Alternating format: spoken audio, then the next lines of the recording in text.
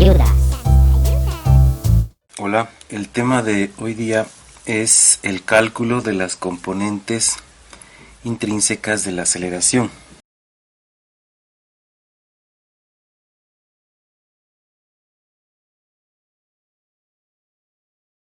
Para empezar, vamos a suponer que una partícula física se mueve por una trayectoria. Por ejemplo, vamos a suponer que la trayectoria fuera esta de aquí. Una trayectoria que la vamos a nominar como la trayectoria S. Ya, entonces, en un instante dado la partícula vamos a suponer que se encuentra en este punto, en un instante del tiempo t. Ahora, en este instante del tiempo, la partícula está pasando por t y entonces su velocidad se la representa como un vector que es tangente a la trayectoria, y tangente significa que es una recta que viene por aquí y toca en un solo punto a la trayectoria S. Entonces, aquí aparece el vector de velocidad que lo vamos a dibujar aquí con este color azul. Es este, vamos a hacerlo grande para mirarlo, el vector de velocidad. Ahora, en este punto, cuando la partícula está pasando por ahí, también vamos a suponer la existencia de algo que se llama el círculo de curvatura o círculo osculador. Es un círculo que también es tangente a la trayectoria, pero pasa tocando por adentro de la curva. Este círculo que está aquí en línea segmentada es entonces el llamado círculo de curvatura o también círculo osculador del movimiento. ¿Ya? Y entonces este círculo de aquí, que le vamos a llamar el círculo C, por ejemplo, por ponerle un nombre, en términos generales, la trayectoria S no pertenece al plano del círculo, pero si miramos nosotros el movimiento alrededor de este punto P, en una región muy pequeña, podríamos considerar que el círculo C y la trayectoria S, los dos pertenecen a un mismo plano, y ese plano lo vamos a llamar el plano XY. Ahora, claro, hay que mencionar que el círculo osculador está en un plano, y en ese plano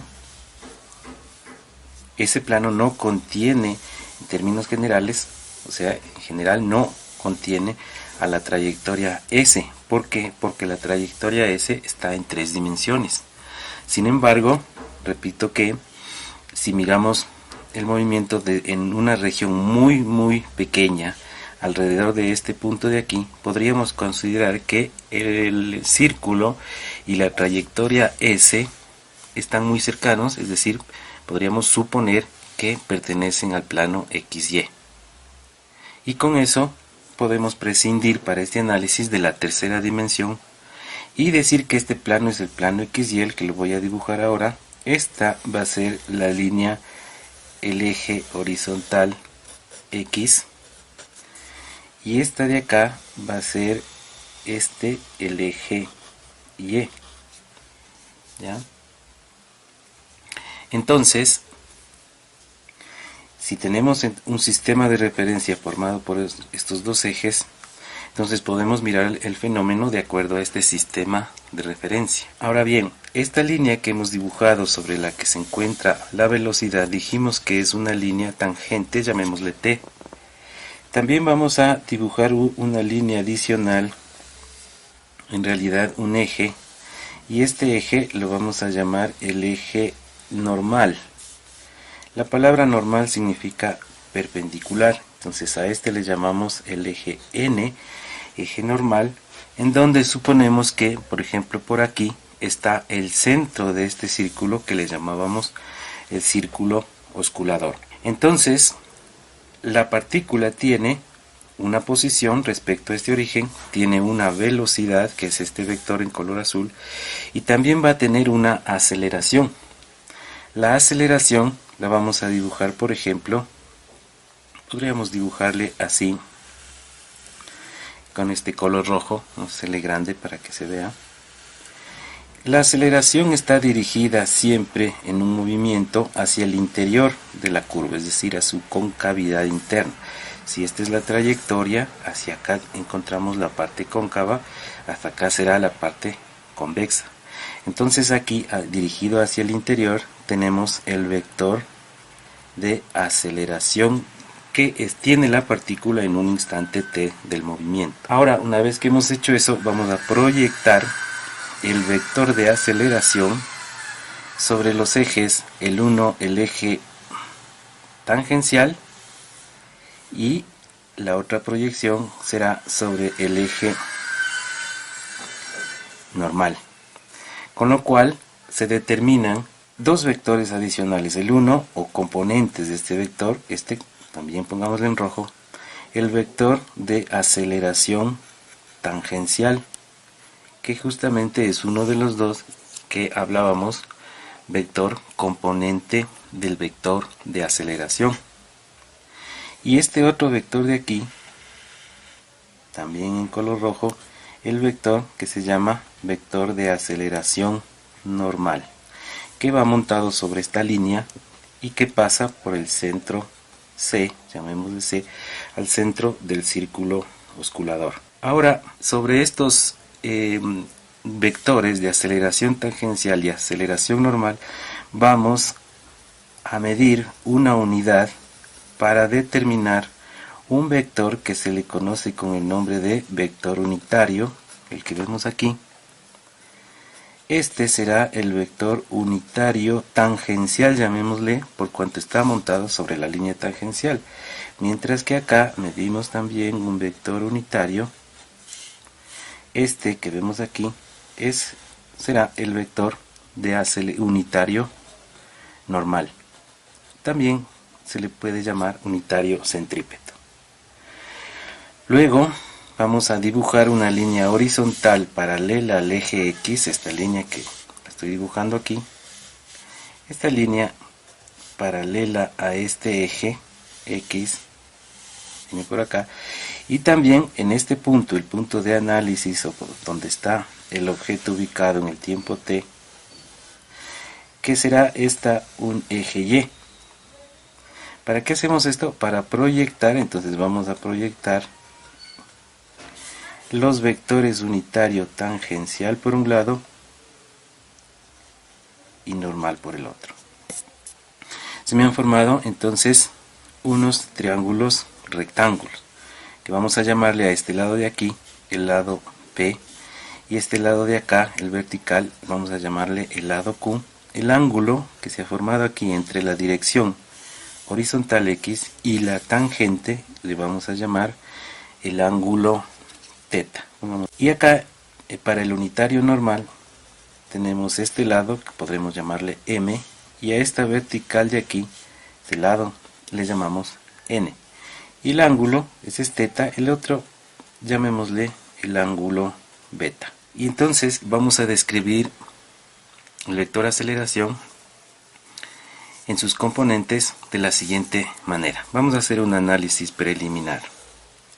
Primero, si miramos aquí en este triángulo, lo voy a rayar aquí el triángulo en donde vamos a analizar. La función trigonométrica seno del ángulo θ viene a ser dada por la división entre el lado opuesto y la hipotenusa. Pero el lado opuesto le hemos llamado Q, y la hipotenusa es esto de aquí, pero esto como longitud mide 1. O sea que el seno de θ es igual a Q. Eso por un lado. Y el coseno de θ será el lado adyacente, es decir, P dividido para la hipotenusa, pero la hipotenusa es un vector unitario que mide 1, o sea que esto será P. Ahora, el vector unitario tangencial, el vector acá en color negro, si lo escribimos vectorialmente, será igual a PI más, vamos aquí, PI más QJ.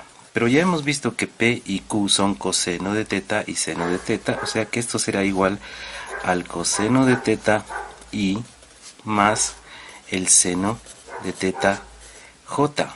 Esto ocurre entonces con el unitario tangencial cuando lo expresamos de acuerdo a las funciones trigonométricas seno y coseno del ángulo teta. Por un lado, digamos que este es un resultado que lo vamos a utilizar más tarde. Ahora, si pensamos en el otro triángulo, el que tenemos acá, que también lo voy a rayar ahora, en este otro rayado, entonces el vector unitario normal estaría dado vectorialmente por estas componentes, menos, ¿por qué menos? Menos mi, porque está dirigido desde aquí hacia la izquierda, y más nj hacia arriba. Pero, como ya vimos cuando analizábamos el unitario tangencial, había unas relaciones trigonométricas que vamos a escribir acá. El seno del ángulo beta va a ser igual al lado opuesto, en este caso n dividido para 1, con lo cual esto es igual a n. Y el coseno de beta, similarmente, va a ser igual al lado adyacente, o sea, m dividido para 1. Eso quiere decir que es simplemente m. Si reemplazamos este m y n en la expresión de acá, entonces tendríamos que el vector unitario normal sería igual a menos, dice m, es decir, menos el coseno de beta y más n, dice, pero n es el seno de beta j. Ahora, aquí tenemos el unitario normal descrito con funciones trigonométricas, claro, pero del ángulo beta. Y acá, recordemos, estaba el ángulo teta. ¿Qué relación hay entre teta y beta? Veamos. El ángulo teta que vemos aquí, sumado a este ángulo de 90 grados, este por construcción es 90 grados, y sumado a beta tiene que dar 180 grados porque estamos hablando de un ángulo plano que forma el eje X. Lo que quiere decir que de estos 180 grados del ángulo plano, 90 son este ángulo que vemos aquí, de tal manera que los otros dos deberán dar sumados otros 90 grados para que el ángulo plano sea 180. Eso quiere decir que teta más beta tiene que ser igual a 90 grados. Eso significa que este ángulo teta y este ángulo beta son ángulos complementarios. Así es como se les llama. Y una propiedad de los ángulos complementarios es que una función trigonométrica del uno es igual a la cofunción trigonométrica del otro. Eso quiere decir que si cambio la palabra coseno por seno, debería cambiar también beta por teta. O sea que el vector unitario normal, vamos a escribirlo justamente usando esa propiedad. Dice menos, aquí está menos, coseno de beta, pero vamos a escribir seno, ya cambié, pero en vez de beta le vamos a poner teta, con lo cual se compensa ese cambio. Luego más, aquí dice seno, escribimos la cofunción del seno, es el coseno, pero ya no beta, sino teta j. Con lo cual tenemos aquí otro resultado, ¿sí?, análogo al de acá, unitario tangencial con de esta manera y el unitario normal de esta otra manera. Bien, ahora vamos a continuar haciendo lo siguiente. El vector de aceleración es igual a la suma del vector de aceleración tangencial más la aceleración normal. Esto proviene del siguiente criterio. Aquí, porque el gráfico lo muestra así, la aceleración este vector en rojo que vemos aquí es igual a la suma de este vector de aceleración tangencial más este vector de acá de aceleración normal. Eso por un lado. Por otro lado, sabemos que la aceleración tiene una definición fundamental, y esta es que es la derivada con respecto al tiempo de la velocidad. Pero la velocidad, a su vez, como todo vector, es igual a su módulo por su vector unitario. El módulo es b, si le pongo sin flecha encima, porque estoy hablando solamente de la longitud de esta flecha de color azul, es decir, lo que en física se le llama la rapidez. Y multiplicado por su vector unitario, es decir, por el unitario de velocidad, que es el mismo vector unitario tangencial, es decir, el vector que ya lo habíamos escrito acá, dibujado aquí. Entonces, si esta es la velocidad, retornemos acá para decir que la aceleración es la derivada de velocidad, pero la velocidad es esto de aquí. Eso quiere decir que la aceleración es igual a la derivada con respecto al tiempo de la velocidad, claro, pero la velocidad viene a ser esto de aquí, módulo, o sea, rapidez por unitario tangencial, es decir, es la derivada de un producto de dos funciones. Si recordamos la forma de derivar un producto, encontramos que nos queda esto de aquí. La derivada de un producto es de dos cosas, digamos, de dos funciones. Copio la primera, sin derivar, es decir, rapidez, multiplicado por la derivada de la segunda, esta le llamamos segunda, derivada del unitario tangencial con respecto al tiempo, más ahora lo contrario es copio la segunda, unitario tangencial, y le multiplico por la derivada de la primera, o sea, derivada de la rapidez. Ahora bien, aquí ha aparecido este término que requiere un análisis especial. Este término que vemos aquí es la derivada de un vector unitario, pero no es cualquier vector unitario como el vector i o vector j que hemos visto acá, sino que es un unitario tangencial. Eso quiere decir que es un vector no constante, o sea, es un vector variable. ¿Por qué variable? Porque este vector unitario tiene esta dirección solamente para cuando la partícula está en este punto. Si la partícula va tomando otros puntos, como los que estoy indicando, entonces la línea tangente ya tiene otra inclinación y por tanto el unitario que está montado siempre sobre la tangente es otro. En otras palabras, el vector unitario tiene que derivarse aquí con respecto al tiempo como una función variable. ¿Cuál es el valor de la derivada del unitario tangencial? Para hacer esto, entonces debemos hacer lo siguiente. Vamos a hacer un análisis aparte y luego retornamos a esta expresión de aquí. La derivada del vector unitario tangencial con respecto al tiempo va a ser igual a la derivada con respecto al tiempo del unitario tangencial, que es, como vimos hace un momento, es este vector de aquí, que es coseno de teta i más seno de teta j. Entonces le escribimos.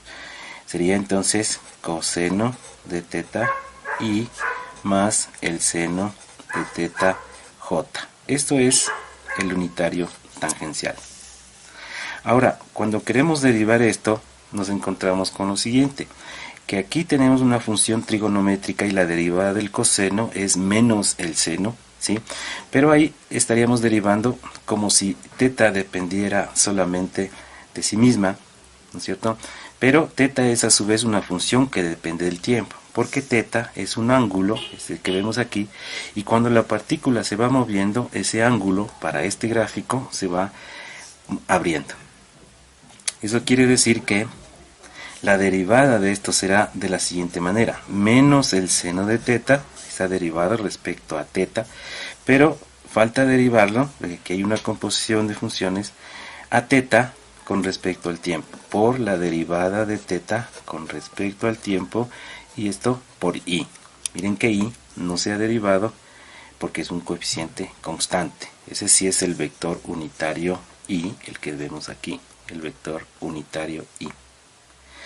Está derivado el primer término, más, ¿cuál sería el segundo término? El segundo término es este de aquí, seno dice, pero la derivada es coseno de teta, también por d teta a dt y por j. Y nos ha aparecido entonces esta cantidad de teta a dt, que en física se le llama la rapidez angular. porque es la rapidez del cambio del ángulo con respecto al tiempo. Si sacamos como un factor común a esta cantidad, tendríamos lo siguiente.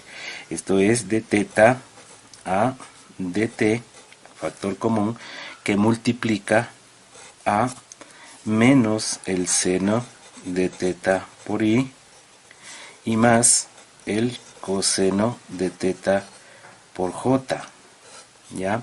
Pero resulta que esta cantidad que está entre paréntesis es el unitario normal que vimos acá. Fíjense que es la misma expresión. Entonces reemplazamos y nos queda que esto es d teta a dt multiplicado por el unitario normal. Hasta ahí tendríamos un resultado parcial. Vamos a hacer ahora un artificio con esta rapidez angular de teta a dt y nos va a quedar de la siguiente manera. Es decir, vamos a indagar, vamos a desarrollar esta cantidad que se llama rapidez angular, que la encontramos aquí. La rapidez angular, otra vez le pongo signo de interrogación, vamos a desarrollar aquí. Entonces, de teta a dt es rapidez angular, pero vamos a utilizar este artificio. De teta a dt es igual a lo mismo de teta a dt, pero vamos a multiplicar por lo siguiente. Le multiplicamos por ds en el numerador y ds en el denominador. Claro, esto es un artificio, pero ¿qué significa este ds? ds significa un tramo de trayectoria de longitud diferencial, es decir, infinitamente pequeño. Es el límite al cual tiende un arco de trayectoria delta s cuando el delta t del tiempo tiende a 0. Si lo vemos en el gráfico podríamos encontrar este sentido gráfico. Vamos a suponer que el objeto se mueve por aquí y vamos a suponer que en cierto instante se encuentra ubicado acá. Aquí digamos que es cuando el tiempo t es t más delta t. Es decir, que ha transcurrido un tiempo delta t desde esta posición a la siguiente posición. Voy a resaltar esta línea para que se pueda ver exactamente que estamos estudiando un tramo de trayectoria.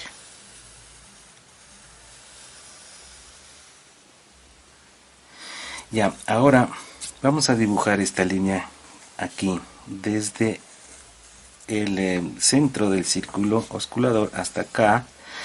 Hay una longitud que no es el radio, porque aquí tenemos un vector. Vamos a dibujarlo también, este vector. El que estoy dibujando en este momento, este de aquí, le podemos llamar a este vector el radio R, llamémosle así, R del círculo osculador. Sin embargo, esta distancia que acabo de mencionar no es la misma que esta de acá, como se ve claramente, ¿sí? Es más grande, ¿no es cierto? Porque este arco de aquí no es un arco de circunferencia.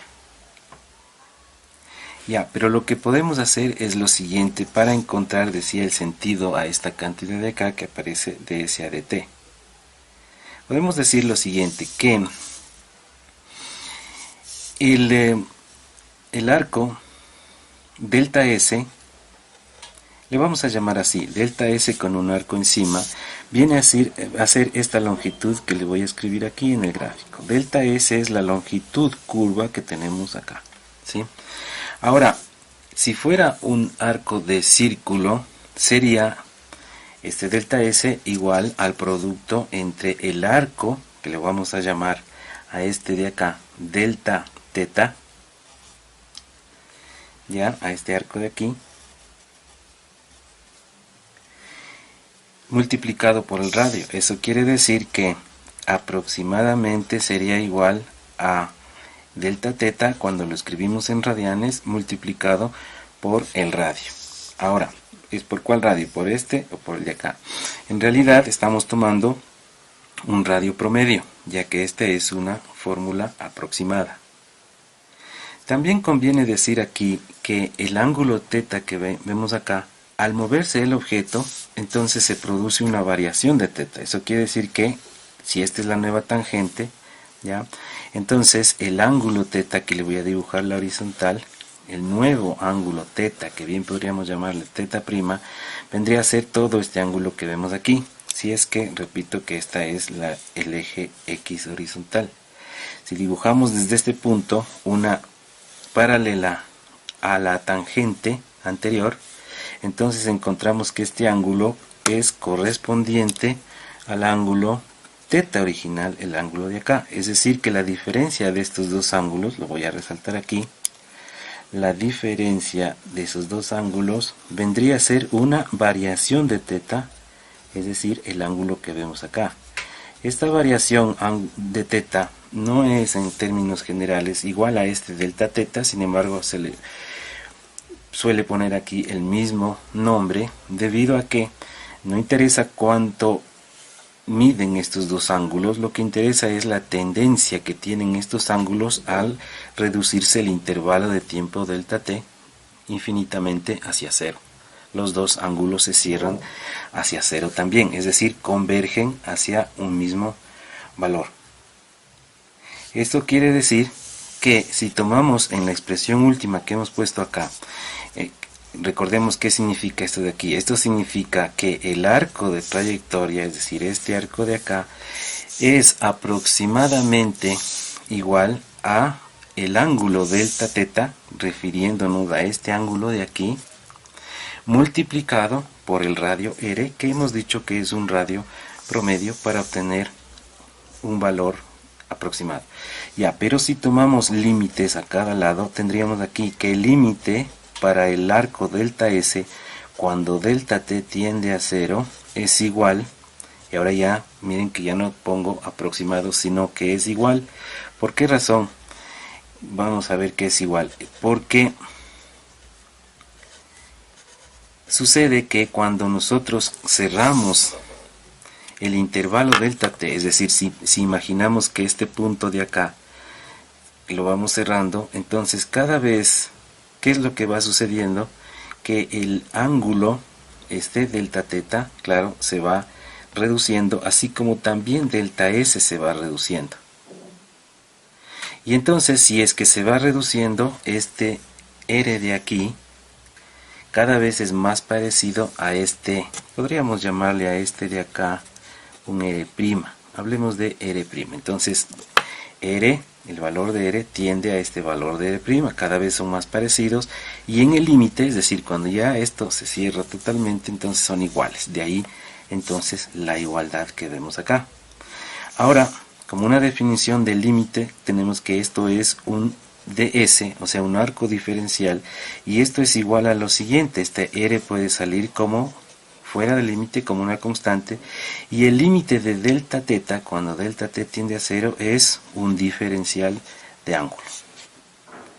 De ahí que entonces podríamos despejar, si nos interesa, como vimos, saber qué es primero hablemos de qué es de teta ds. Entonces, de teta ds, al despejar de aquí tendríamos esto, que de teta le pasamos a dividir ds y encontramos que es igual a 1 sobre radio. Eso quiere decir que esta cantidad ha sido igual a 1 sobre radio. Tenemos ya entonces un significado para esta primera cantidad. Ahora, para esta segunda cantidad, podríamos decir que por definición esta es la rapidez. Sin embargo, conviene hacer un análisis que es el siguiente. Acá, si retornamos al gráfico, nos damos cuenta que este es el arco de trayectoria, mientras que la distancia, vamos a dibujarla aquí con azul, la distancia que estoy ahorita dibujando, esta de aquí no es arco de trayectoria, sino más bien como vector sería el desplazamiento, pero como un escalar esto es el módulo del desplazamiento delta r. Ahora, nosotros sabemos que siempre ocurre que delta s, es decir, el arco, es siempre mayor o igual puede ser en el movimiento rectilíneo que el módulo del rozamiento. Esto por una cuestión obvia, porque es un principio geométrico, que dice algo muy simple, que lo que mide el arco siempre va a ser mayor a lo que mide la línea recta, que se le llama esta una cuerda de arco. Entonces el arco siempre será mayor que la cuerda. ¿Ya? Pero entonces, ahora, ¿qué es lo que pasa en el límite? Porque queremos saber qué sucede con d θ a ds. Aquí debemos recordar una definición física de la rapidez media, que es el módulo de velocidad media, que es igual a el módulo del desplazamiento dividido para el intervalo de tiempo. Este de aquí, repito, es un concepto llamado rapidez media.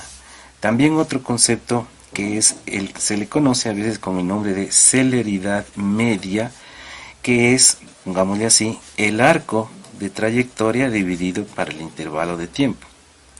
Que claro, como valores medios, como magnitudes medias estadísticas, no son iguales porque este divide una cantidad menor para el mismo tiempo y este una cantidad mayor para el mismo tiempo. Entonces no son iguales.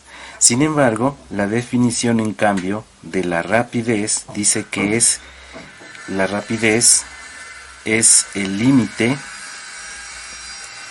de la rapidez media cuando delta t tiende a 0. Eso quiere decir que es igual al límite cuando delta t tiende a 0 de Bm, pero Bm, como hemos visto, es delta R sobre delta t. Pero ¿qué pasa? Y aquí volvemos otra vez al criterio del cálculo diferencial. ¿Qué sucede cuando se recorta el análisis de observación, es decir, el intervalo de observación se lo va recortando, entonces hay un nuevo arco y un nuevo desplazamiento? Cuando se va recortando sistemáticamente, la diferencia entre estas dos cosas, es decir, la longitud del arco y la longitud del desplazamiento, cada vez es menor, es decir, que estas dos longitudes geométricas van pareciéndose más. Y en el límite, es decir, cuando ya cerramos completamente, las dos son exactamente iguales. Por lo tanto, entonces, a esta cantidad que vemos aquí, delta R, la podemos cambiar por delta S. Pero eso solo lo podemos hacer si estamos actuando bajo una operación llamada el límite cuando delta t tiende a 0. De ahí que entonces la rapidez es igual al límite cuando delta t tiende a 0 de arco delta s dividido para delta t. Pero aquí podemos definir con diferenciales, quitamos la palabra límite y entonces nos queda que esto es ds a dt, es decir, la derivada, porque esta es la definición de una derivada, la derivada del arco con respecto al tiempo.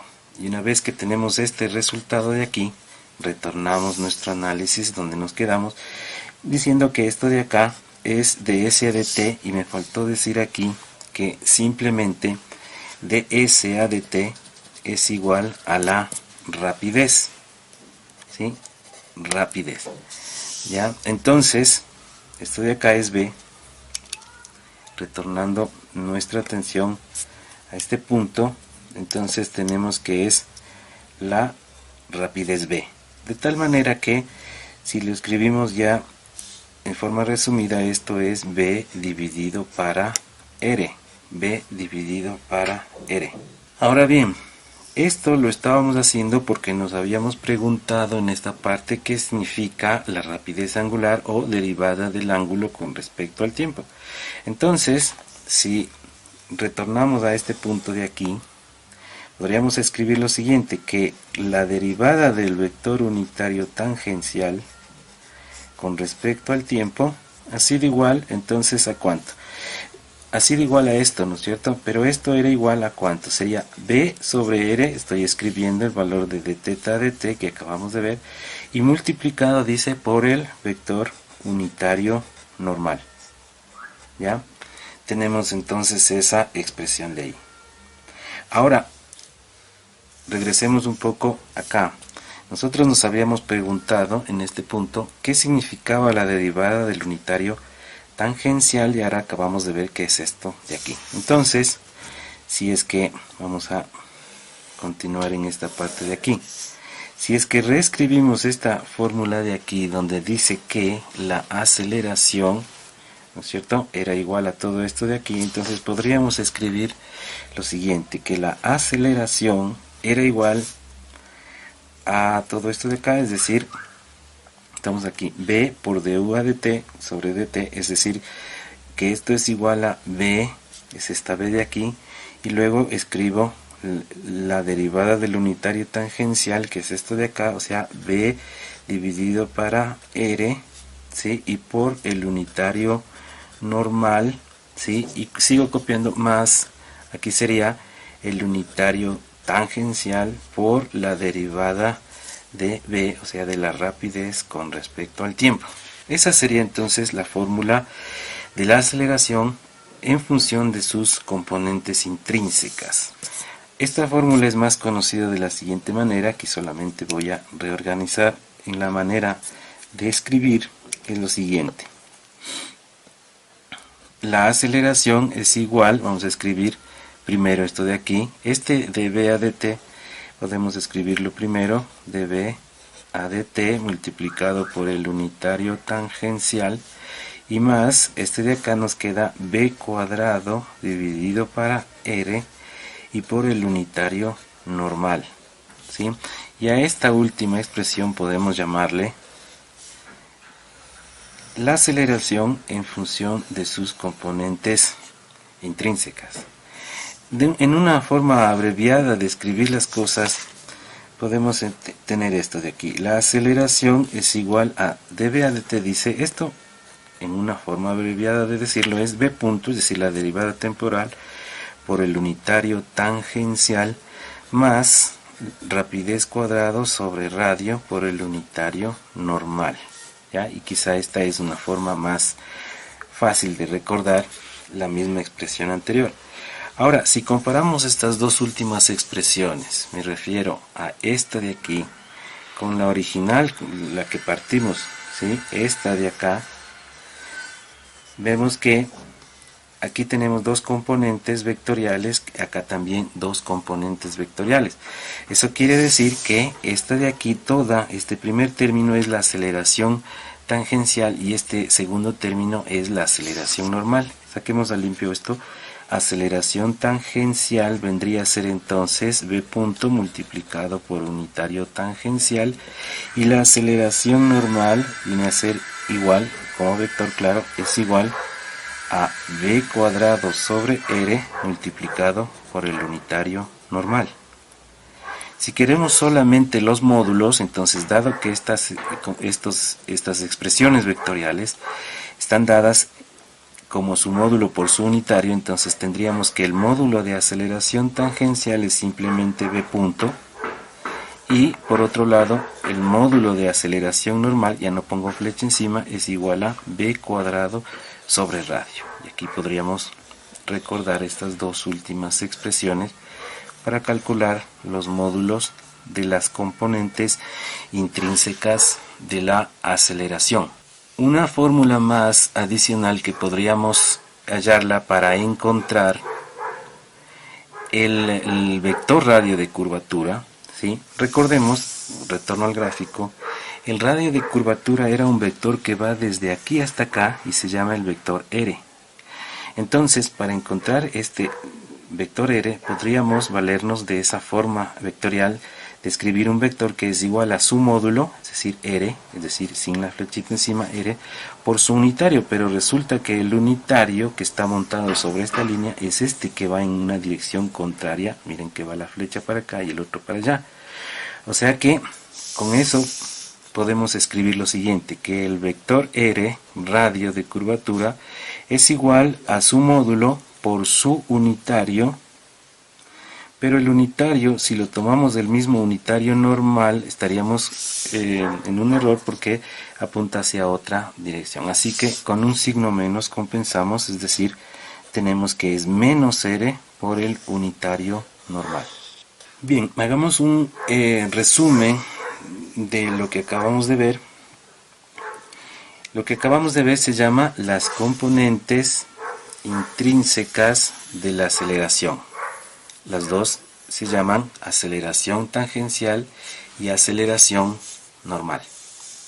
Empezamos diciendo que una partícula se mueve por una trayectoria, esta es la trayectoria S. En ese punto dibujamos el vector de velocidad en la línea tangente en un instante del tiempo. Dibujamos el centro del círculo osculador acá, ¿no es cierto? Es el centro de este círculo, la aceleración y sus componentes tangencial y normal. En este punto dibujamos unos ejes X e Y y proyectamos el vector unitario tangencial y unitario normal en esos ejes y los describimos acá como funciones trigonométricas de un ángulo θ, y encontramos esta expresión de aquí para el unitario tangencial, esta de aquí, y para el unitario normal, esta expresión de acá. Luego, partiendo de que la aceleración es la suma de sus dos componentes intrínsecas y de que la aceleración es la derivada con respecto al tiempo de la velocidad, entonces derivamos la velocidad como un producto de módulo por unitario, y ahí encontramos que aparece la derivada del unitario tangencial. Pero el unitario tangencial ya la teníamos acá escrito como coseno θi más seno θj, y entonces al derivar encontramos esta expresión, pero coincidía que este término de acá, esto, era igual al unitario normal, de tal forma que la derivada del unitario tangencial era la rapidez angular por el unitario normal. Luego hicimos un artificio aquí, y el artificio consistía en que de θ de t, es decir, esto que es la rapidez angular, ¿sí?, lo multiplicábamos por un diferencial de arco y encontramos que esto es b sobre r por una consideración de carácter geométrico y también por el cálculo diferencial. Después encontramos que esto es igual a b dividido para r por el unitario normal. Bueno, entonces finalmente lo que hicimos es reescribir esta fórmula de aquí, ¿sí?, que la aceleración es igual a esta suma de dos términos, y esos dos términos resultaron ser que es la componente tangencial, o sea, la componente intrínseca llamada tangencial, esta de aquí, ¿sí?, y la otra, la componente intrínseca normal, esta de acá. Estas dos entonces son las componentes, la una tangencial y la otra normal. Finalmente el radio de curvatura, porque en los ejercicios podrían pedirnos el radio de curvatura, es igual al módulo por el unitario, pero con este signo entendemos que dado la vuelta, es decir, no este, sino el que va de aquí para allá con una flecha indicando en la dirección del punto donde se halla la partícula.